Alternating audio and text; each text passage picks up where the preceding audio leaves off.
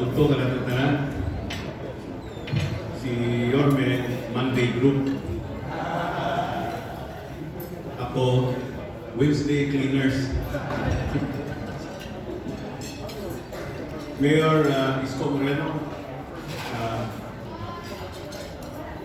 the Ambassador Lito Banayo,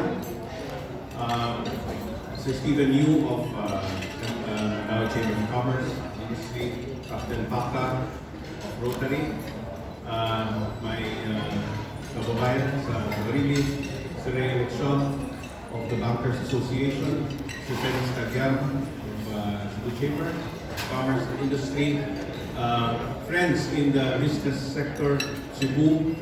I see so many friends and familiar faces. Pero ganina, mag-listen ko kayo, nag-mask na tapanan. Ladies and gentlemen, Councilor Joel Bercanera of the City of Cebu, mayong hapon ka na tapanan. The man I am tasked to introduce today is a man who, even before he declared that he was running for President of the Republic of the Philippines, is a man who has always fascinated me.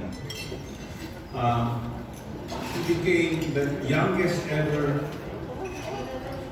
elected councilor of the City of Manila, the youngest ever vice mayor of the City of Manila, and the youngest ever elected mayor of the City of Manila.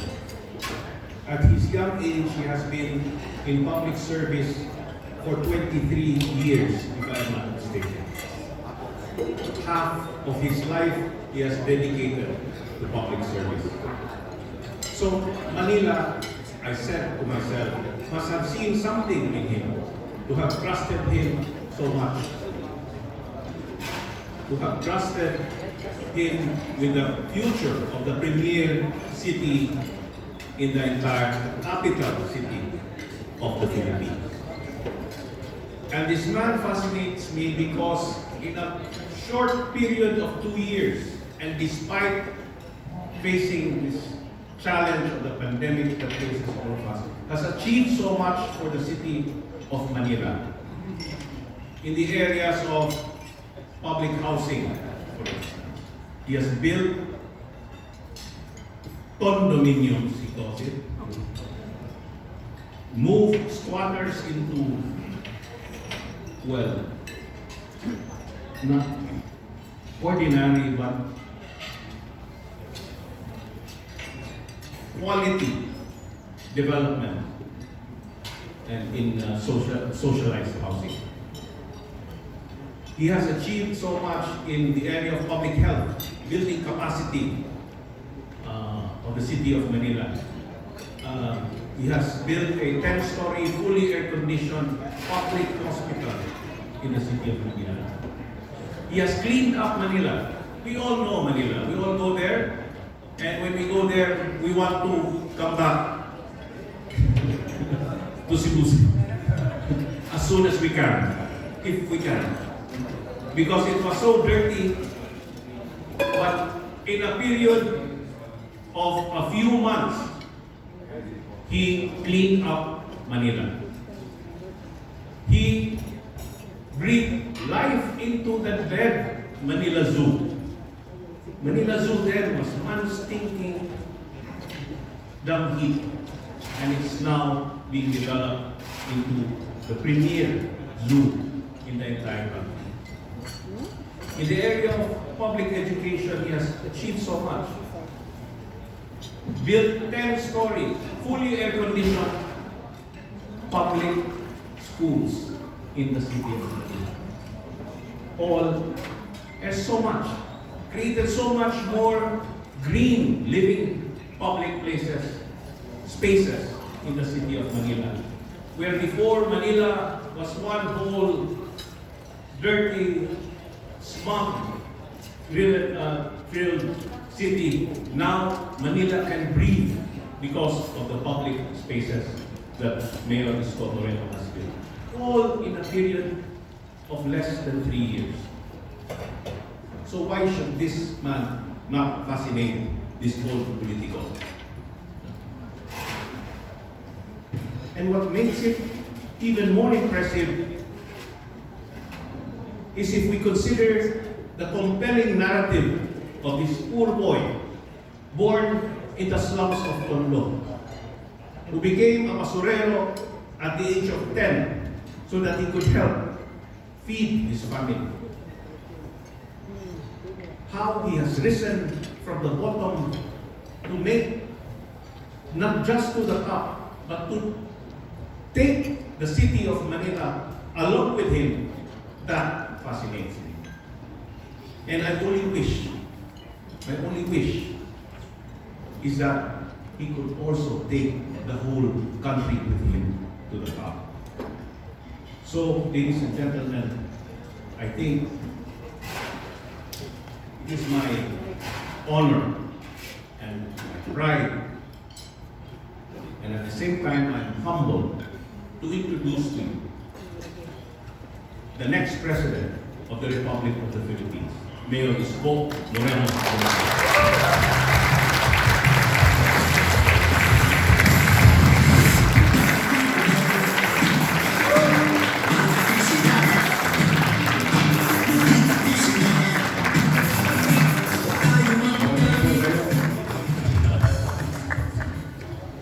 Maraming salamat sa ating minamahal na congressman. I'm humbled and honored being introduced by a good congressman from 3rd District. Parang kuya ko na si PJ. Kabisado niya na yung buong buhay ko. Maraming salamat, Congressman PJ Garcia. Kapalpakat po niya. To my fellow Rotarians, Captain Ruden Paca, District Services Chair of the Rotary Club, the whole of Visayas. To the business sector, Mr. Stephen Yu, President, Mandawi Chamber of Commerce and Industry. To the Bankers Association, and every day each election. Buti ka pa. How do you survive every day each election? To Mr. Ray Election, Cebu Bankers Club President, to the Cebu Chamber of Commerce, thank you sa ating Cebu Chamber of Commerce and the Chamber of Commerce in the National Office. I'm humbled with your recognition about a little over 10 days ago, wherein the city of Manila was recognized as the business-friendly city. Again, hopefully, it will continue that way, and it was before. And I think some of you here today, medyo may edad naman yung iba dito, siguro inabot yung heyday ng Maynila during the 60s. No? Talagang maraming araw sa Maynila, nag-aagawan ng opisina. Opisina lang, ha? Opisina. Whether it is 10 square meter, whether it is 1,000 square meter, along the streets of Escolta. Just to have in their tarjeta, or calling card, nakalagay, Escolta office. But those were the days are gone, but in our own little way, we try to resuscitate the vibrancy of the city of Manila as a center of opportunity of our country, not only being the capital of the country. Kaya maraming salamat sa inyo, sa PCCI. Last year, DTI, DILG, and other national agencies of government recognizes the city of Manila. Sabi nga, kumbaga sa awards night ng mga artista, nahakot award ng Manila. Yung mga pagkilala sa maliit naming kaparanan kung paano mag-gobyerno ng tama. At recently, Manila were put in the radar of international corporations or organizations Bloomberg Philanthropies for that matter, included Manila to compete with 600 cities all over the world. And I'm grateful to Bloomberg Philanthropies, wherein Manila and Butuan City were put into the top 50 in the world. Yung kanina pong sinasabi ni Mr. Eleksyon, yung aming mga challenges beforehand, at yung sinabi ni Congressman PJ before I became mayor, talaga pong parang wala ng buhay yung Maynila. But of course, I would like to give credit to my fellow elected officials in the city of Manila, in the likes of Vice Mayor Hani Lacuna and the members of the City Council and the department heads and the 11,000 more or less city employees doing 24/7, going beyond Call of Duty. Eh, unti-unti pong huminga ang Maynila. And modesty aside, talagang pag nagsikap ka sa buhay, magkakaroon ka talaga ng direksyon. At kapag ikay may tinanim, meron kang aanihin. With all these laurels, recognition, and we became, and this is a very important thing, especially kayo sa mga negosyo. We were given, after more than a decade of its existence, the seal of good financial housekeeping for the first time last year. Kalahin mo isang dekada mahigit na yun. Kaya ngayon na kami nabigyan. Now, to summarize everything, we did try to buhayin ulit that kind of opportunity in Manila. Then, while we're struggling and talking to all business sectors in Metro Manila, lahat yan, American Chamber, Makati Business Club, developer, and so on. Nag-marketing rally. July of 2019, upon assumption of office, in the next 90 days, the first 90 days, wala na akong ginawa kundi ganitong okasyon. Itong eksaktong okasyon na ito. And I did try to make sense and ask for forgiveness of what the city government of Manila did to their business in the past. Kasi nung araw, ang premyadong negosyuhan, Maynila, nung magnamuli ginawa na lang kaming warehouse. Naglipatan sa BGC, naglipatan sa Makati, naglipatan sa Ortigas. Ngayon na magkakaroon pa FTI, another competition for us.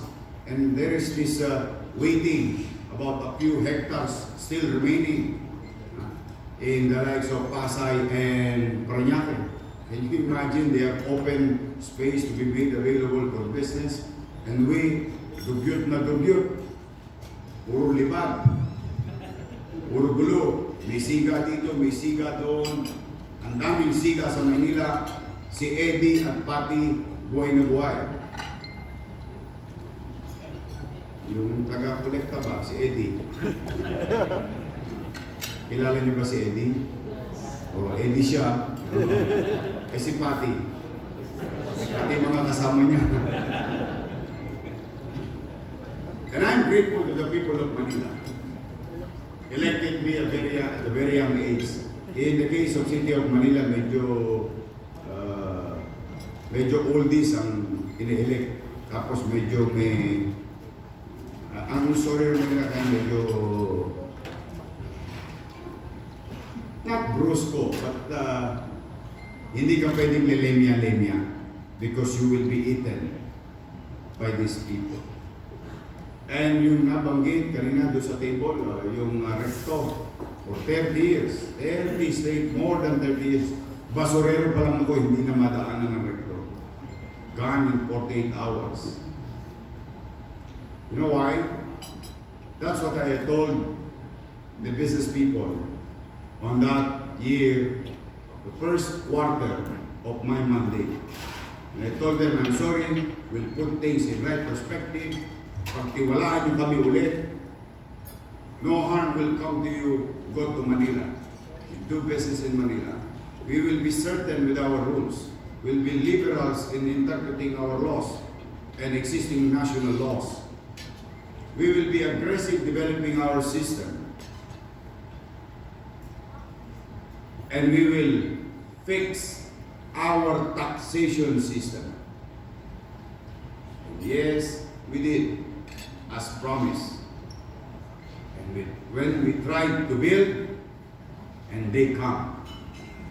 They come. Because I'm going to tell you straightforward, as businessmen in different industries, kayo na po ang humusga.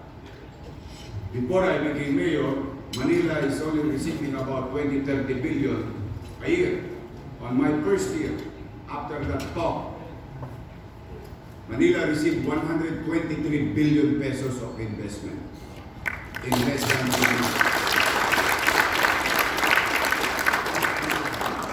At lalo kung ipinagtaka, noong pandemya, wala nang pera ang tao, but Manila, on the second year, at the height of uncertainties brought to us by this dreadful disease called COVID-19, Manila received 147 billion pesos of investment in the city of Manila. That is why, I don't know if you notice, sa Maynila, hirap kami, hindi kami mayamang-mayaman, pero hindi nyo napansin, tahimik. Bakit? May negosyo eh. May negosyo, may trabaho. May trabaho, may makakain. So umiikot yung pera. The velocity of money is so fast because we were very aggressive in inviting businesses and creating certainty with our rules. The sauce for the gander is the sauce for the goose. And I've been telling that so many times. And we did fix our taxation system. In fact, umatras pa ako bilang gobyerno. Wala na kaming pera, nagparaya pa ako. Can you imagine when you do the math? Diba? Ang isang gobyerno walang pera, tapos magka-tax amnesty pa. That's crazy. But you know, I am no economist. I'm a very logical person. 1,000% times zero is still zero. Tama? Why do people not paying taxes or, shouldering the burden of being penalized? Para bang katwiran penalize nyo ako, ano ngayon? Wala akong tiwala sa inyo. They did a lot of businesses doesn't want to pay. They would rather pay and shoulder later on the penalties and surcharges. So when I issued and asked the city council to create general tax amnesty, the longest ever in the city of Manila, 6 months, and they did. They did pay and start believing the city government again.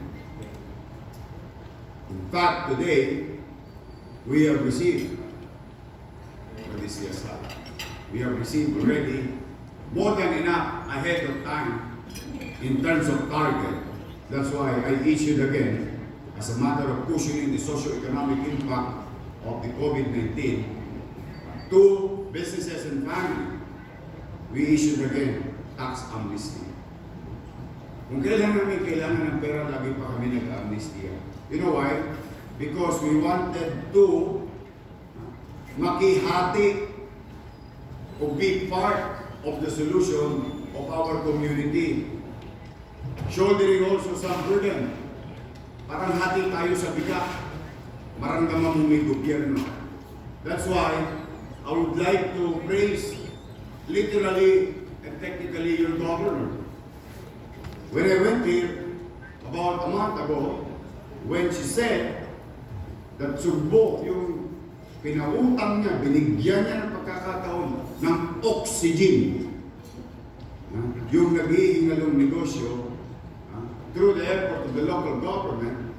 And I was like, can you, if all, sabi nga, sana all, if all local government units, leaders in the local government units, ay ganito ka-episyente, malamang sa hindi wala ng problema ang national government.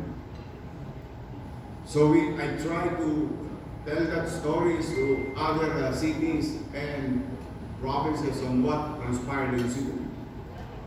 And I'm sharing you what transpired in Manila. I'm happy that Congressman PJ shared to you that half of my life was dedicated to public service. Kasi mukhang konti lang ang nakakalam na ako'y 23 years na sa public service.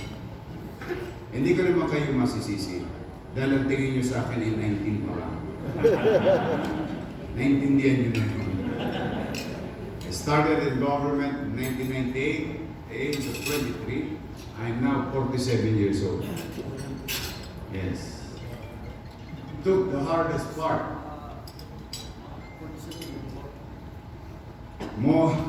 Many stumbling blocks of political world. But I survived. I survived because I always find ways. Because I'm a goal-oriented guy. I don't ask what happened between point A to point B. I want point A and I need the point B. Because results matter in life, in decision-making, policy-making, program of governance, and taking some level of risk give us some level of benefits. No risk, no return. And you know better than me because yung mga negosyante naman kayo.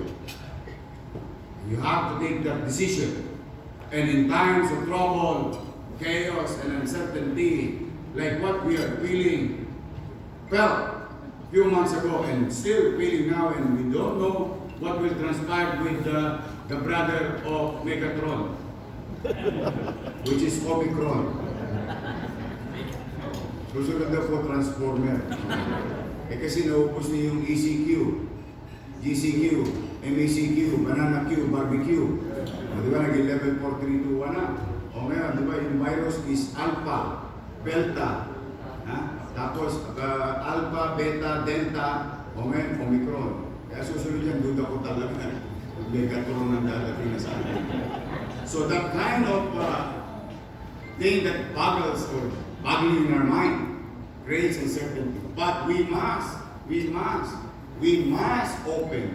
We must do business. That's why may awa Diyos, if with your help, all of you here, and even your friends outside of Cebu, friends and families in Mindanao and in Luzon, if I'm going to be given a chance, I'll focus on two things in the next first 2 years of that 6 years: speaking, creating, building, focusing, investing into two things: life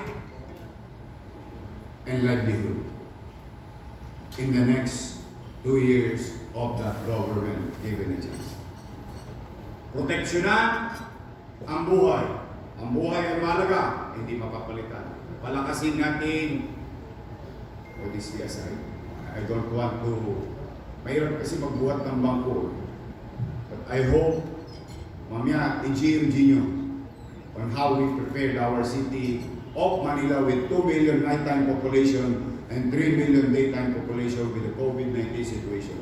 And thanks to the British government, thanks to them, because I was given a chance months before the pandemic, I was sent to London to study such situation, which did happen. No? So we focus on the life, saving lives. We will continue to reinforce our capacity. We will continue to make medicines. Salamat sa Diyos. Usually ang bakuna, 5 taon bago matagpuan. Binigyan pa rin tayo ng pagkakataon ng Diyos na matagpuan ng 1 taon lamang. Buti na lamang na-discover kaagad ang remdesivir ay mabuti. Buti na lamang na-discover ang tocilizumab ay mabuti. Buti na lamang may bago na namang gamot, molnupiravir. At mayroon namang bagong gamot, baricitinib. Pahirap na po yung pangalan. Pero ang good news, it's now available in the world. Why? Modesty aside, we just a local government unit, acquired those medicines ahead of time. Simply because there is a plan. If you have a plan, and if you persevere doing such plan, which is the point A, then you will arrive in point B, which is saving lives. And to be honest, at 2 million nighttime population and the most dense city, not only maybe in Asia, but definitely in the entire country in terms of population per square kilometer,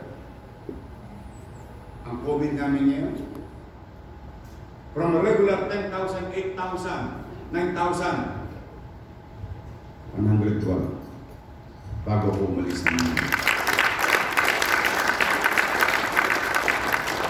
From a daily infection of 800 to 2,000, at the high 3,000 for the past 2 months. 5, 7, 10. Before I left, it's 5. And for the past 2 weeks, generally speaking, 0 death. Virtually 0. So it can be done.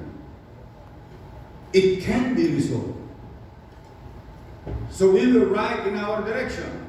Last year we said, and I tried to tell each and every Manileños, we must learn how to live with COVID-19 and go back to work safely. Now it's happening.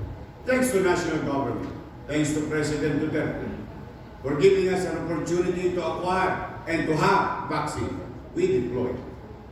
Today, with regard to the minimum requirements given to us as a matter of directions and plan, that we must vaccinate 70% of our population by September. And today, we can honestly say, and proud to say, and thanks to Manila Health Department, and thanks to all medical frontliners, 149% at first dose and 126%. Almost double or more than double what is being required to the city of Manila were vaccinated in the city of Manila. So it's real. So it's real that there is a proof of what directions that we're going to do in the next 2 years, if and if, yawan Diyos, at sa tulong ninyo, maging Pangulo ko ng bansa. Buhay, buhay, buhay. Proteksyonan ang buhay. Ang buhay din, bukod sa pinoproteksyonan, kakain din. Mayaman, middle class, mahirap. Pagdating ng alas 12, kakalam ang sikmura. Tama, mali? Tama. Then we should focus on, like, how are we going to revive or at least survive the remaining businesses so that they can provide opportunity for our people para ba may papagharimunan sa kanilang pamilya. Tapos kaling sabay nito, ang tao, ang inyong mga empleyado, may masasandalang gobyerno na iraraos. So itatawid ko kayo ng 2 taon. Hopefully, less than that. I'm just trying to be conservative with my estimate on how and when this COVID-19 pandemic will end. Just to be safe. So anything less than that is a good weather and it's a good problem. Then we can move on and go to Mars. Yes, go to moon. We'll dream higher. We'll dream bigger. But for now, we'll survive the people and the business that generates and creates opportunity to each and every Filipino in our country. That will be the direction of the next administration under my watch. May awa ang Diyos.